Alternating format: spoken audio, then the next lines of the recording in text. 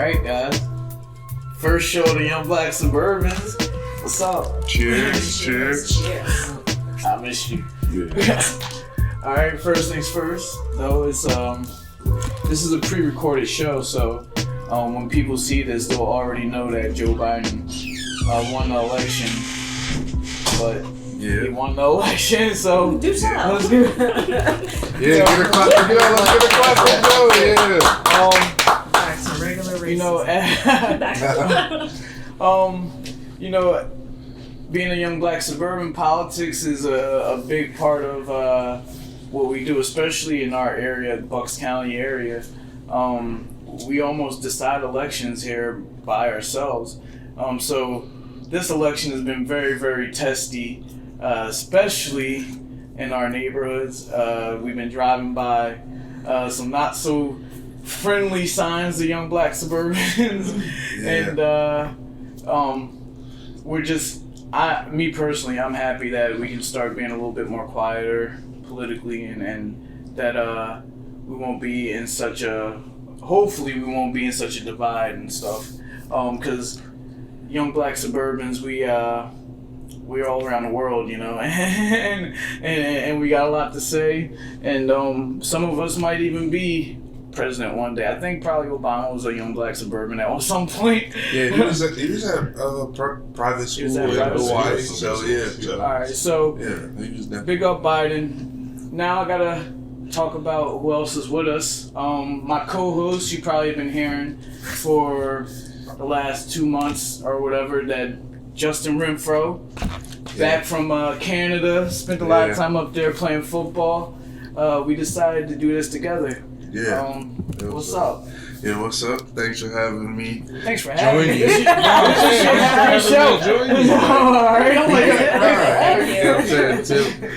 you. Tim came to me with the idea, and I was like, for sure, and I liked what he said. We're self-proclaimed, because I don't know, nobody actually has the official title, but so we out here in the suburbs just trying to live and thrive. And like you said, Biden won, but it's definitely going to be testy. Votes got to be counted, all that stuff. So it's going to be interesting. I mean, we, like you said, in this neighborhood, we had a Honda Civic that barely could putt, driving around with the Trump flag every day. So I gotta see what Bull come up with next. I don't know. We'll see. So we back. Welcome to the Young Black Suburbans. We here. That's it. And for our guests today, we have some young. we got young black Suburbans and affiliates. Affiliates. That's it. Who's the affiliate? So I have two of my good friends, and Justin, you've met them before. Yes. They actually do help me in my other business, Witherspoon Boxing and Fitness. And we met back in high school. We have Selina Long, Pennsbury graduate, and Super suburban, and Temple graduate, yeah. Okay. And veteran, veteran. Okay. all the titles. Yeah.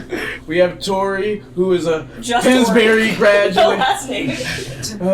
Tory O'Neill. And is also a Temple graduate. There you go. And a UPenn graduate. And a UPenn graduate, yeah. And she's not a veteran though, but she supports their military. Her father was a former Marine. Yep. And then we have Bryant Watts. Where are you from? I'm from New Jersey. I'm the only person here from New Jersey. He's only exactly. So, yeah, Jersey. We're gonna get into that a little bit later. Oh yeah, we got to talk about Suburban. 609, right? That's y'all. 609, right? Yeah. 609. 609. Bryant, he has to me one of the best suburban jobs out there that you can get. It's a very rare opportunity to work at a job like I work. Yeah. Do you want to explain where you work at? I do work at a medical dispensary in Pennsylvania, out here in Bristol. So I live in New Jersey, but it's a real quick commute to the actual dispensary itself. I had a really interesting introduction to the dispensary, but now I'm actually an employee of the dispensary and I do consultations for patients. So that's where I'm at right now, but I am hoping to kind of venture out in the industry as it continues to evolve. You know what I'm saying? But And Jersey got a win with that. They're not legal. Yes. Yeah, Jersey. So you holla at Bryant Another- to get your another card, one. is what he's saying. We got to big up Holla at Jersey him. for legalizing marijuana. Yo, I'll drink that. people can stop going to jail for a plant. That's actually a big thing. We're gonna have 3,000 people getting out of jail in Jersey. We'll be talking about that That's soon good. too. And a podcast that we've been on before, New Jersey Weed, man, we gotta have him on the show.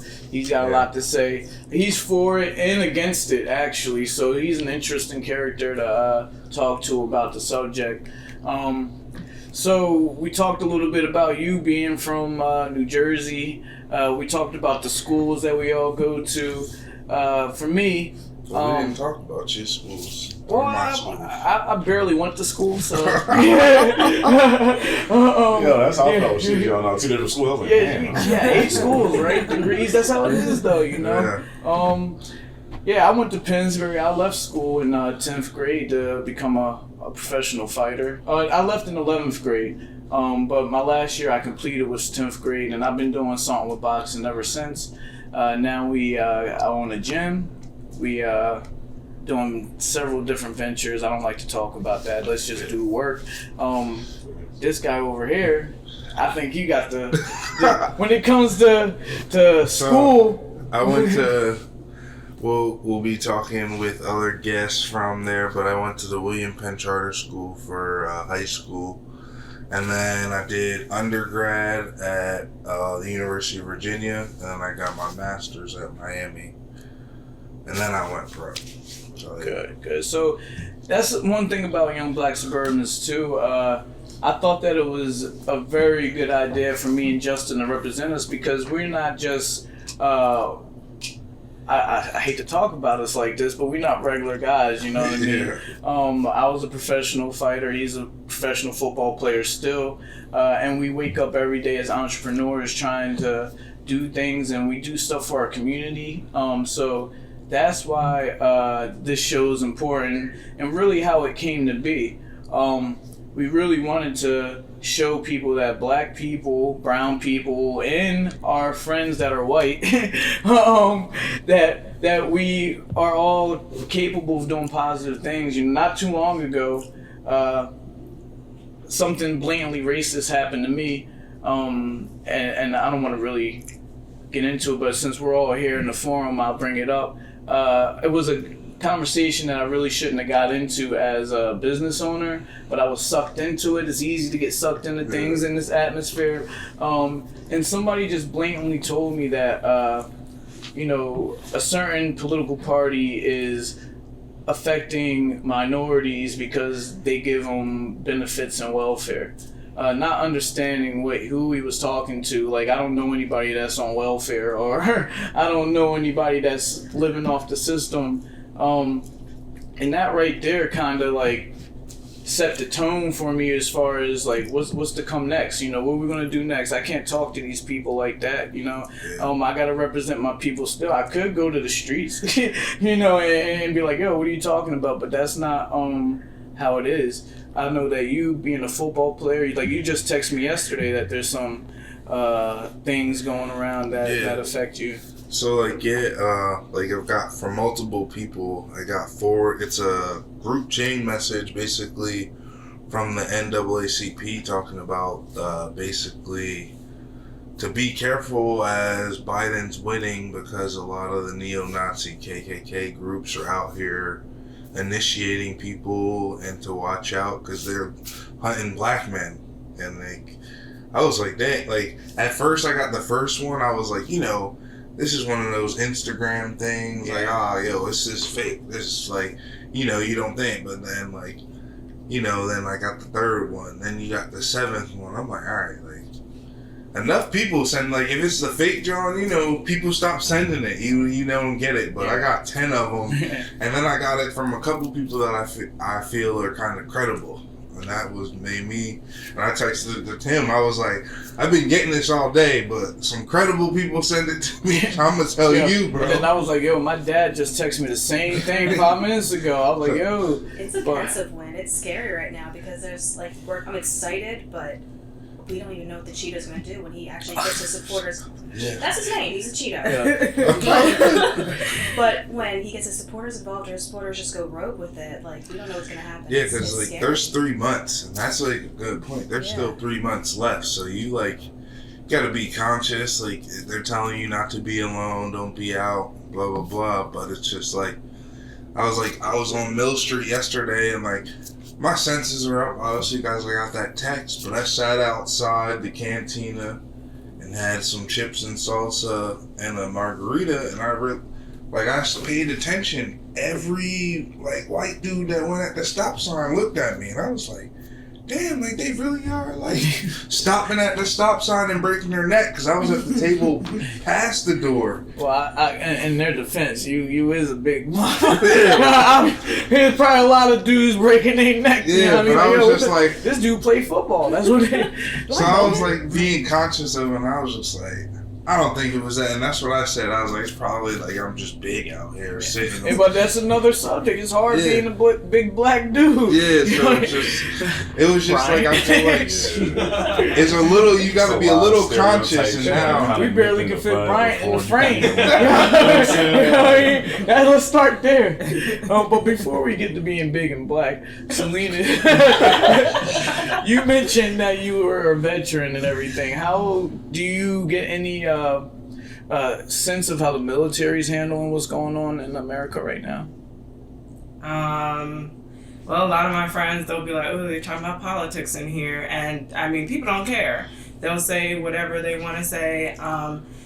It's just, to me, it's funny to hear some people say, like, they just lump everybody, the left, the Democrats, and say that, you know, they're sheep. And then they turn around and give information, and you're like, where'd you even get that from? Like, as if, you know, like this, the news you hear, oh, you're gonna get kidnapped, the country's just gonna flood with random people, and these are people that are supposed to be protecting everybody's lives, protecting the country, and they're just saying the most ignorant stuff. But I mean, I stood in formation with them. Right. I had my own thing with, you know, the army and how they have their Another people, podcast. But, you know, again, you stand in formation with these people, and they don't hide it, you know. They had to stop people from, I know where I was stationed, they had to make a policy because people were driving around putting up, you know, their Confederate flags and driving around with huge Confederate flags on the back of their Jeeps and stuff like that. So, is there... That was recent, too, that they nipped that in the bud, said it can't happen. It was like 2 years ago. Yeah, but, you know, I was there for a long time. So and this Yeah. year in Bristol, they did that in the Bristol Township. With the Confederate flag. Yeah. It's insane that people still use that as anything. Yeah. Like, Well, you know, you were at the protest that I put on, and you could see that some people are still holding on to some of their old beliefs and what their grandfathers taught them. You know? We weren't the Confederacy. Mhm. So you're coming up here with the Confederate flag with these racist beliefs, and we weren't the Confederacy. Yeah. People are doing it to be racist. That's interesting too. What she brought up about standing in formation. Yeah, you have. Like I would like saying what like you gotta be in job like in football. Like we all signed the contract. I gotta be signed. I've been in like I played at Virginia with a boy that had a Confederate flag on his bicep. It's like, and Facebook doesn't help that. Like some of the people I play sports with, now they're coming out, and I'm like, yo, we were in a huddle together, and you talking all this stuff, like, it's crazy. And that didn't happen when we were in school. You weren't that bold then, you know. But now I'm looking at social media, and you done passed me the ball, you know what I mean? Yeah. That's because in school they wanted to be black. Well, so let's talk. That's a nice little transition because I got the school part in my notes. All right, and the part of it is like we can't say that all white people are bad. We grew up in the suburbs. No, my children are mixed race. My other half is white. Obviously, there's a lot about that culture I like. It's I also it's know, in case being was confused, I'm also white. You're right. You know, being a young black suburban, growing up in school, you have to, and it's different for African American men than it is for women, but you have to kind of embrace some part of the culture. If you don't, then you're going to be an outcast. And I seen in Pennsbury High School, at least, there was a lot of my white friends who weren't accepted by white people, and they became friends with the black kids in school. You have familiar sentiments with that? especially in sports. Like I played AAU basketball. A lot of dudes they weren't accepted with the white kids because they was cool with all the black kids because they was basketball players. Yeah. But those were also the kids that like that was my first experiences like trusting a white dude in my life was a lot. Sports, like my point guards and shit. Like it's like that. Those dudes gave you a little bit of hope. Right. Deal, you know. To get our guests in here a little bit, but when I was growing up, my dad was traveling a lot, and I didn't really have no one to play sports with. Yeah. In my neighborhood, I was one or two black kids growing up, so I'm out there playing roller hockey and stuff like that. But the thing is that it gave me a connection to their world. I get to go to their house, see, whoa, these people live a little bit different. They eating dinner at 6 o'clock on a dot. You know what I mean? Yeah, 6 o'clock on a dot. With milk. I was like, that was my first experience. I was like, y'all got any Powerade, bottled water? Yeah. But you're rich if they had the refrigerator that was in the garage. With all the drawers, Coke, Sprite, bottled water. I think I was in the basement. Right. I think the Cosbys probably had that too. You know what I mean? But how was your experience in high school? First of all, we met in high school. The first person I met in high school was Tory. I sat down in homeroom. She was right next to me. And he turned to me and said, "Why do you look so mean?" Yep. I still say that sometimes. Damn, you said that straight off jump? I can't remember. No, he did. I was probably nervous too, like trying to like, oh. And I was like super smile shy. for me. I was super shy and I was like, hello. Yeah. This girl gonna stab me. So from that time, or you can go back to elementary, Penwood, and just all my that. experience in general. Yeah. I mean, the diversity to me, I thought we had it because I had black friends. And then looking back in retrospect, we had like 7 black people in our school, and I was friends with 7 black people. So it was like, growing up, I didn't have an issue with anybody of different race, creeds, religions, but, when you get older, you kind of look back and you realize that I was an anomaly in the whole situation. That there were people who, like she was saying, people thought they were black. These white kids who wanted to be rappers, wanted to be whatever, and they became the most racist people in their 20s. You go on Facebook and they're like, N-word this, N-word that, and you're like, wait a second, you thought you were black, like 10 years ago. You have the girls who are Puerto Rican, and the little slick back hair. That was terrible. That was terrible. We're gonna get in trouble. People gonna identify who you talking about. Because somebody popped up in my head when you guys said that. Probably the same. And they ain't throwing distance too. They ain't throwing distance, But I know what you talking about. And then the whole narrative shift when they got older and they realized, they didn't realize their white privilege. They just knew they had white privilege, and they went out into the world and they were like, I'm white, I can do what I want to. Right. I didn't slick back my hair. I wore hoop earrings. I wore whatever, but I was too broke to wear the name Bryant they all had.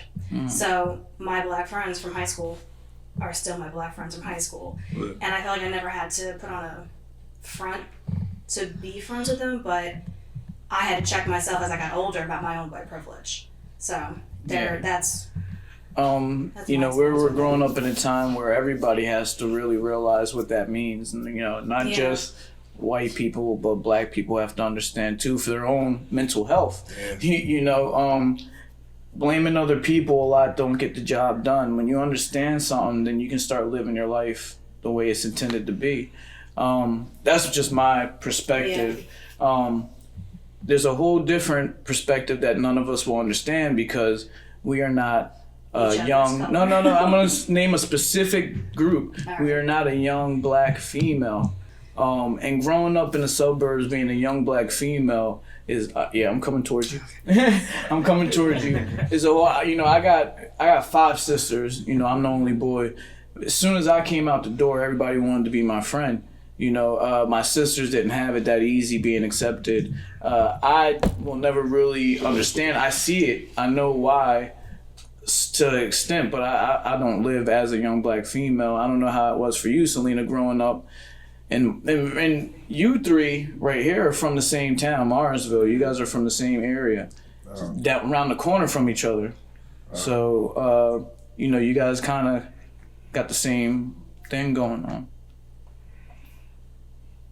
This is where you This is where this is the female part. Hey. I'll interject, but yeah. Well, I had so much because my mom is not from this country. She's from Panama. Big up Kamala Harris too, real quick. Kamala? Kamala, edit that. Kamala Harris. Sorry for cutting you off, but the first black female vice president, first black vice. And South Asian. Yeah, all that. There you go. All that. All right, I'm sorry. Continue. Okay. You reminded me of it. My mom is not from this country. She's from Panama. That's Central America, to speak Spanish, so she's Latina. And when she came up here, she has a different culture than my dad, who's from New Jersey, Westfield.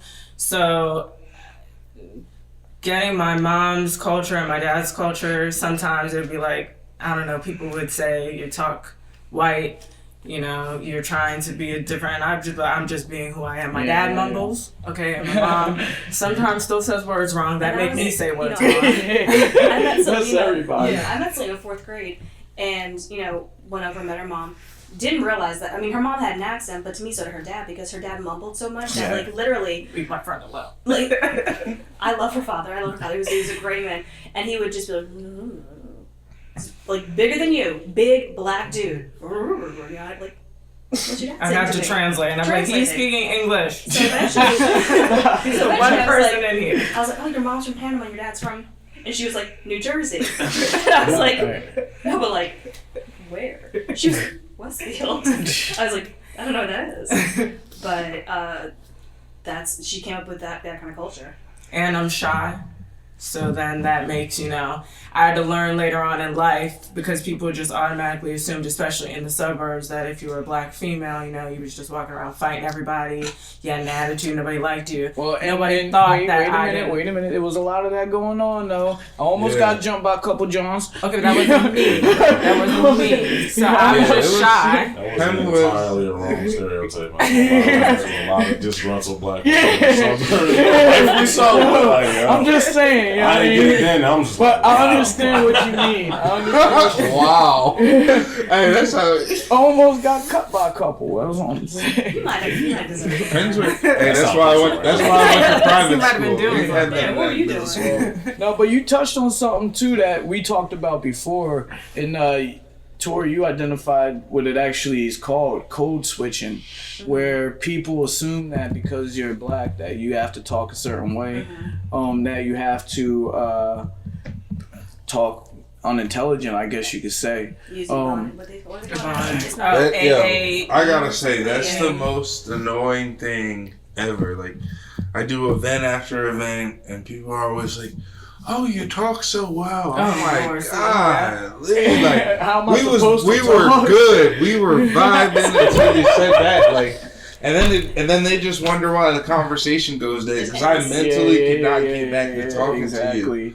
Yeah. And then I just have to awkwardly walk off, be like, another person that said the same shit. Yo, so that's like blatant racism. The white people don't realize. They don't realize, I'll be.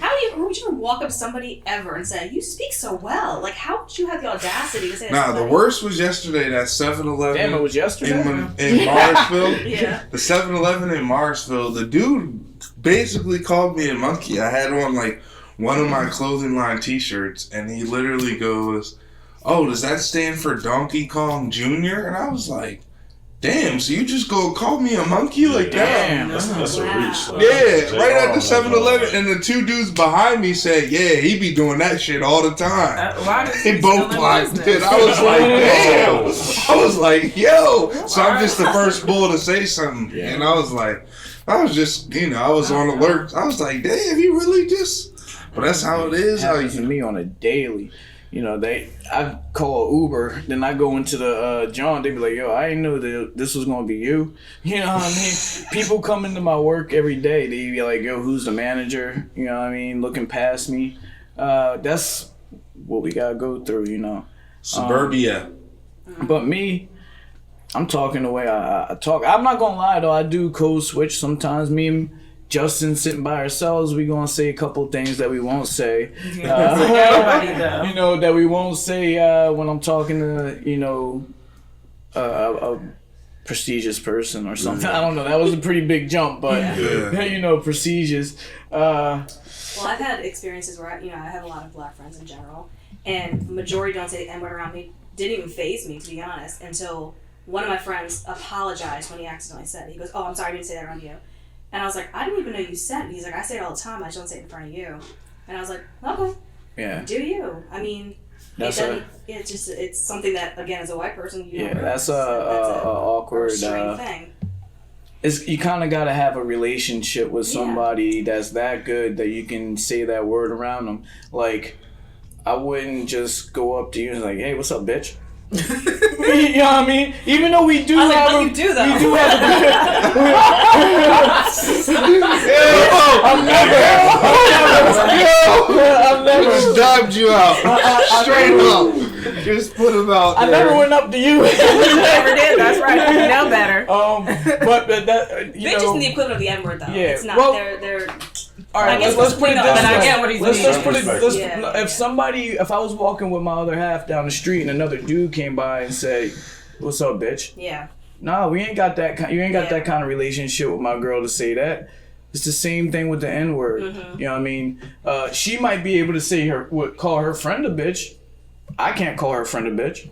That it's just the way it is. It's not just the N-word. Well, there's a say that. Yeah, and that's another point. I remember that especially in college and high school, white dudes always wanted we're cool, so I can say it, right? And I'm like, bro, why do you want to say it so bad? That you need. Why y'all so thirsty? And say it was one word. cause you're by, and I'm like, bro, nah, you can't. Nah. And that was such a thing. I remember, it would be such a thing, in walkthroughs and stuff, on those boring ass days in football, and you sitting on the side, people having those bullshit. Nah, bro, you can't do that. Even if we win this week, we were about to play Florida State. He was like, even if we win this week, I got the trick. I don't know. Nah, you can't. You're gonna have to cure cancer or something. I mean, and it'd just be like, damn, why you have to do that? But it is what it is. It's a cultural thing, and then they said, then those end up being the super racist dudes. They'd be like, you wanted to be so black when you was playing football. Now you want to be Mr. Suit and Tie. You Donald Trump's nephew. God damn. It doesn't even compute with me to want to say the word. Even in rap songs, I'm not going to say it because why? There's no need to. Yeah. So when you're asking, can I say it? Can I please say it? I'll say it with the A. A lot of people know. This white woman. A lot of people you let it happen. Do say it. They know when to say it, in the shower and shit. You know what I mean? But they know not to say it in front of Bryant. You know what I mean? I was wearing jackets. I ain't gonna lie. I didn't really know people in my town growing up. Even certain people said that shit because they never said it in my presence. Even in the company of others who knew that they said it, when I wasn't, never said that shit in my presence. It just was something I had to kind of grow up and acknowledge. And people catching people in their stories and shit. You'd be like, yo, you just. And I'd be like, do I text the bull? I'ma just keep going. Just swipe to the next John. Let somebody else say it, because I don't want to be all. Justin came at me. I had a boss one time when I was in between boxing, and. Yeah, should we take a wine? Get some wine. Yeah. Jordan, can we get some wine in here? Thank you. We're so classy. Here we go. I'm the only one sipping. This is how you do it in the suburbs, yo. You get that box, pass it around the bonfire. Just don't spill it. Yeah, I was trying to check. That's good. Thank you, sir. Corey, get up there and get us some. Anybody else need anything else? I feel like my whiteness should help out. Oh shit. Thank you. So It's hard from that angle, I know. what I was gonna say is, I was working for a guy, and this is when Obama was just elected in office, and it's crazy because the day started out great. All right, we there, and I didn't, I got the job because my dad got me the job, and I thought the guy was giving me favoritism, let me work. It was like 100 degrees. Working on the inside of the house, I'm cool, chilling, taking out trash or whatever. And he's like, it's like 12 o'clock. It's me and a whole bunch of Costa Rican dudes. They on the roof, sweating, getting sunburned, everything. He's like, Tim, you want to go to lunch? I'm like, yeah, I'll go to lunch. You know what I mean? The dudes had to stay there and keep working. So I went to lunch with him. He started drinking. Boom. I'm like, yo, lunch is over. You ready to go back? Nah, we ain't going back the rest of the day. Start drinking some more, and the guy, if you see this, you know who you are. So Obama comes up on TV. This is at Miller's Ale House. Oh, And, I know where that is. I know a lot of bulls over there. So he goes, this country's gonna go to shit because our president's a chocolate president. Right to my face. I said, yo, bro, what the? So I let it go, and then he kept going, getting drunker and drunker. He was my ride. I couldn't just go. You know what I mean? So just interject. Your ride was getting drunker and drunker. Drunker and drunker. He had to That's he had to call his daughter eventually pick us up. But the more drunk he got, the more his racism came up. And then so it dawned on me. I'm like, yo, he don't give a shit about those Costa Rican guys that he left back there. They just slaves to him, you know what I mean? So it got to the point to where he got in my face, and his friend that came later that he called was like, yo, break it up. Not break it up, but yo, go away, because I would have hurt the boy, you know what I mean? But so that ended, and then he goes around and tells people that I was being racist towards him. I never even said nothing. I was like, his friend actually was the person to push my wife out of the hospital. The one that broke it up, he pushed her out of the hospital when my son was born, and he told me, I don't know how you had so much restraint that night. That was crazy. He couldn't believe that his friend acted like that. That's stuff that young black suburbans go through every day. People and it's always the lick. It's always the liquor. Yeah. It's like when you get drunk with you like, that's my white homie, but it's not your white homie till you get drunk with them and really see what their unfiltered self is. I don't want to talk too bad about the suburbs. We've been saying a lot of negative stuff. Yeah, no, the suburbs is great too. It's a lot of positive stuff. That's like the whole point of the conversation is to talk about what the experience is. Yeah. I mean, that is I feel like that's a lot of the youth youth experience and growing up experience has a lot of negative aspects. It was like for me, leaving Penwood and Pennsbury and getting to a private school in the city, that's when my whole perspective changed. I was still around suburban people, but they wasn't like suburban people out to get you. And that was like a big thing. Like, we won the championship at Penwood. Like, everybody signed their locker, but I was the only one that was on a vandalism. They were trying to bring up on vandalism. Damn. Like, I'm like, damn, like, the dude right next to me, the other 10 dudes at the other end of the hall got it too. Like, nah, I got the vandalism. But, that's why I ended up going to private school. Yeah, that's one thing I like about boxing is it's not racism, because a white boy will whip your ass. You can't be, you got to back up what you say in boxing. There's not that much racism in boxing. People say dumb shit, but then you get to prove it too. You either go and say, I whipped your ass, or I don't. You know what I mean? But I really don't see the same amount of racism in boxing as I do other sports. Like in soccer, they throwing bananas on the field and stuff like that. Now, there is racism in boxing, an undertone where black athletes have to be more vocal. A white guy could be more physically aesthetic looking and make a lot more money when a black guy has to play a villain. A.E. Floyd Mayweather had to be the bad guy to make as much money as he did.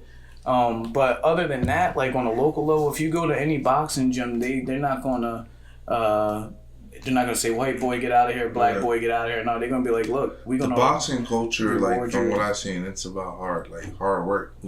If you work, you count And it's you not in. even about hard work. It's like if you come in here and you never did it before, but you worked hard that day. For if it was only 3 rounds is what you could do, they fucking treat you like you the champ. You know what I mean? As long as you got to do them 3 rounds. Yeah, you worked your ass off, so. That's my phone. It's on vibrate. Yeah, so I want to talk about some of the good things. That's a baby mama. That bring all the way out. Look, if it wasn't for the suburbs, I would have never met my other half. I would have never learned how to skateboard. I would have never been the neighborhood goalie in hockey. There's a lot of good things about the suburbs, you know. Do you guys have anything that, you know, you enjoy? I feel like the suburbs made me well-rounded, you know what I'm saying? I feel like I could never, like, genuinely hate white people as a group or, like, think, like, you know, holistically about white people after, like, living in the suburbs and having interactions, especially through sports, because, like some of the boxing, you find out people made up. So, like, I might not like you off rip, but if you show me something in practice or you show me something in the game, like, I might have a certain amount of respect for you as, like, an individual, just for your character's sake, outside of, like, the things you might say, which I might not agree with, you know what I'm saying? So, Same kind of thing for me. Like, the suburbs made me who I am. Like, having to always be the suburban kid that went to the city to go play on these all-star teams and stuff. It made me have to learn to be personal and talk to people. And so now today, I do so much in the community because I always had to go basically prove myself. They'd be like, "Who's this black dude from the suburbs?" Yeah. But then if I go cross you up, they'd be like, "All right, bull can play with. All right, you can play with us." You know what's crazy about that? My dad touched on that a little bit because when he played football in college too, but he said the whole time they didn't have any weightlifting programs for them. They was like eating peanut butter jelly sandwiches and just playing football, you know. And then when he went to college, he realized that the kids from the suburbs had weightlifting programs. The kids from the Catholic schools had extra help, you know, with their schoolwork and stuff like that. It was a big contrast. So that's something that really, I already knew that the best thing my dad ever did was move his kids to the suburbs. But that really capped it off and put in perspective to me, like, look at all these activities that kids from the suburbs can do compared to the kids in the city. You can play soccer, baseball, football, basketball, rugby if you want to. You can be in a golf team. You know, there is so much. I played varsity volleyball. I don't know anybody. I'm the only family member in the suburbs. None of my family members were ever on the volleyball team ever. All right. So we have that privilege that, you know, we have to love and cherish, you know, because other people don't get that. Jersey, I don't know how it is over there. What part of Jersey? So I don't believe in like a central Jersey, but if there was a central Jersey, that's essentially where I'm from, like the west part of central Jersey. Right. So like Mercer County down like Burlington County. Okay, and would you consider that a suburb or? Yeah, there's a lot of suburbs out there. Yeah, definitely. yeah. There's some entrenched areas, but like there's definitely some surrounding suburbs. And where's like I'm first generation suburban. You're first generation suburban? I guess so, yeah. What about you? Your family from the suburbs or from the city? Yeah. Man, you gotta guess, huh? Yeah, basically. I would be second. Second 'Cause generation. my dad went to private school and stuff. But where did he grow? Where was he born? You know, Yeah, where did He was grow up? born in the city, but they moved to the out. suburbs. He'd been to. Yeah, I would say Right. like my dad and my mom similar. Like they was born in the city, but they both made the, you know what I'm saying, progression out of that. At what age? Or as early as they were able to. I don't know exactly. But you were ages, born like, already, or? No. They Right, they had established themselves Right, to a right, certain right, extent right. before Yeah, so that. like second half, 1.5 generation. We'll say this: you're the first generation born in the Yeah, suburbs. first generation, First full generation. life. I What would about consider you? myself first. My generation dad's suburban. from 5th and Cayuga. My mom's from like the farmlands of New England. So Yeah, half and that's half. broken. I didn't want to check on that. I know, it's alright. So you're in Burlington and stuff like that, the things that we're talking about, you got similar experiences and stuff like that. Your school, was there more black kids in your school than? So my high school experience was interesting. So my ascending district is Florence, technically, but I went to a vocational school. So I went to a school where kids from all over the county, from Bronson County, can go to that school if you test in. So I had the Florence experience. It's like super suburban white, super like, you know, old school. Like, they don't got no name brand stores in the whole town. It's all mom and pop stuff. And then from there, I went to the high school where it was like more minorities, because it's more like Willingboro, you know what I'm saying? You get like Burlington City, like more, you know what I'm saying, entrenched areas. So I kind of got like the backwards kind of exposure. Like, I got, you know what I'm saying, comfortable in the suburbs. Obviously, I got some exposure from my parents. And then you they got like, shipped off to the city a little bit. Then, yeah, it was like, yo, you good at basketball, but now can you play with the boys from the city? Where it's like, they not really that good, but they can talk that shit good enough where it's like they intimidate the shit out you and make you play lesser. You know what I'm saying? Like, make you try to like dim your leg type stuff. That's funny. Because he just said he went to a school that he had to prove himself in the city. You had to prove yourself in the city. Me, there was no boxing gyms in the suburbs. I had no choice but to go to the city. This is like one of the second boxing gyms in the area, you know. So that's something that I really never even thought about, how dudes from the suburbs go down. I wonder if it's the same in rap music. Like, dudes from the suburbs got to go down to the city, right? And get clout. You know, like, if you don't actually rap, like, if you gonna do some pop R&B stuff, you could probably get away with just staying in some nice clean spots. But if you gonna rap, you gotta go somewhere and battle. You gotta do some like real crummy joints. Like, you gotta do some real in the gutter type stuff at some point. You gotta get respect from the city, and I feel like that's everything you do. I've been the last 8 years I've lived in 10 cities. You always gotta get respect from the people in the city before you do anything. Yeah. And I think that's everything you do. Yeah. Yeah. No, it's true. You know, at the end of the day, living on the outside of the city is fine, but you're gonna have to travel to Center City or somewhere, meet one of them execs if you want to be in LA or you know, do something like that. All the boxing promoters are in the city. I don't know about agents. I don't know where they all. Everything's Skype now, Everything's Skype, but Plus, all suburban kids want to say they're from the city. Well, that's a whole nother topic. Yeah. But look, I am from the city if I'm in England. So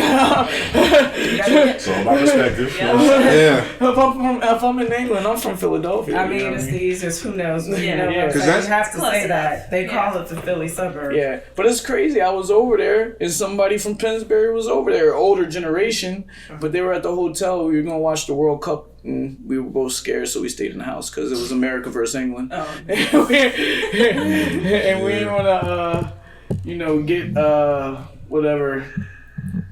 Beat up. That's real quick. That's another topic because they have a whole class of people that are mixed race over there. Like, same in Canada. Culture is different in other countries when it comes to color, right? Like they like the interracial.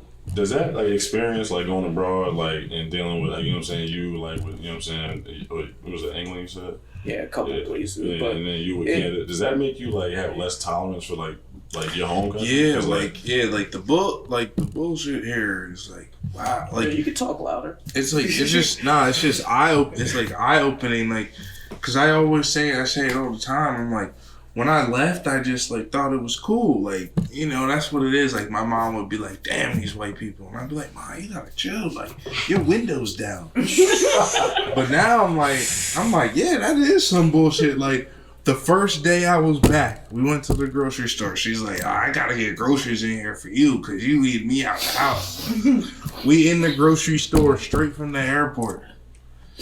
And the lady literally went out her way to say hi to every person getting the cart but us. I was like, damn, that's how they coming in the U.S. I forgot. You forgot, huh? And I was like, and then I was like, damn, so all those times I was getting mad at my mom, really, she was like letting me know, like, you don't have to put up with that. And like my dad, like I've told you this before, my dad with the boss thing, I didn't even really realize it till He said something one time after he freaked out on a guy at the same 7-Eleven. Nah, look, that was 12 years ago.